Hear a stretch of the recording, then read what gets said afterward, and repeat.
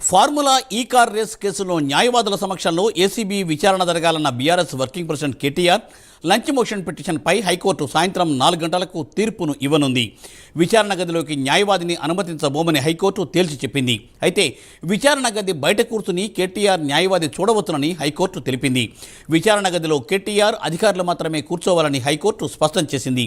3 లాయర్ల పేర్లు చెప్పాలని ఆదేశిస్తూ విచారణను హైకోర్టు వాయిదా వేసింది.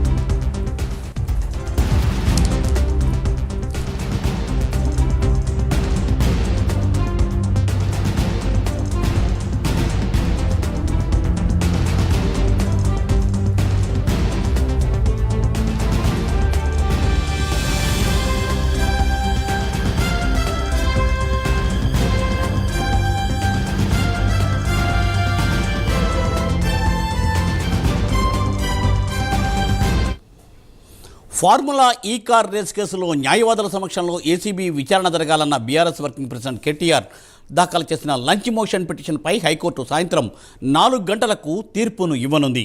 విచారణ గదిలోకి న్యాయవాదిని అనుమతించబోమని హైకోర్టు తేల్చి చెప్పింది. అయితే విచారణ గది బయట కూర్చుని కేటీఆర్ న్యాయవాది చూడవచ్చునని హైకోర్టు తెలిపింది. విచారణ గదిలో కేటీఆర్ అధికారులు మాత్రమే కూర్చోవాలని హైకోర్టు స్పష్టం చేసింది. 3 లాయర్ల పేర్లు చెప్పాలని ఆదేశిస్తూ విచారణను హైకోర్టు వాయిదా వేసింది.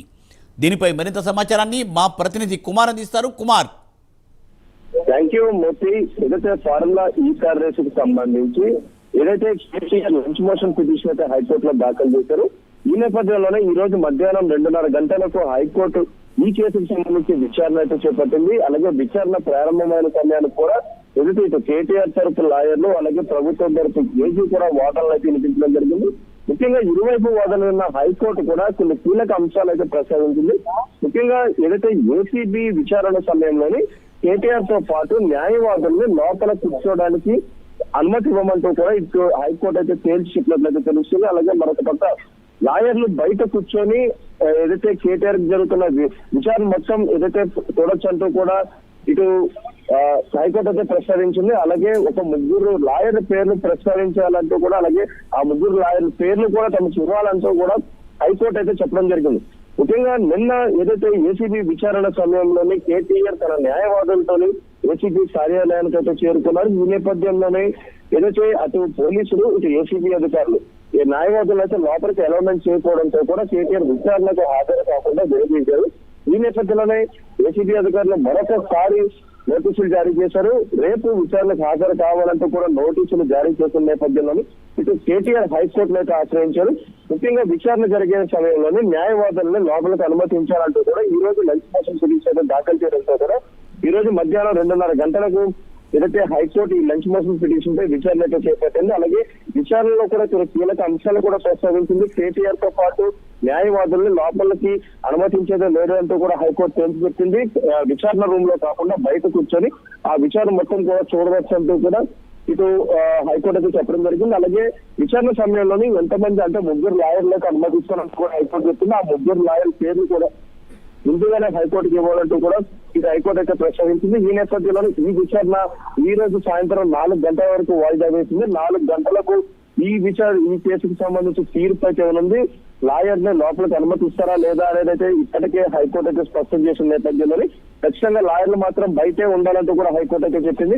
ముఖ్యంగా ఏదైతే నిన్న హైడ్రామా క్రియేట్ అయింది, ఏదైతే కేటీఆర్ న్యాయవాదులు తీసుకురావడం, పోలీసులు అనుమతించకపోవడం, ఇలా 40 నుంచి 45 నిమిషాల పాటు ఏసీబీ గేట్ వద్దే వాదనలు అయితే ఇరువైపులు అంటే ఇటు పోలీసులకి అటు కేటీఆర్ కూడా వాదన జరిగింది. ఈ నేపథ్యంలోనే లంచ్ మోషన్ పిటిషన్ దాఖలు చేయడంతో కూడా ఈ విచారణ అయితే జరిగింది. ఈ రోజు సాయంత్రం 4 గంటలకు ఈ కేసుకు సంబంధించి హైకోర్టు తీర్పు ఇవ్వనుంది.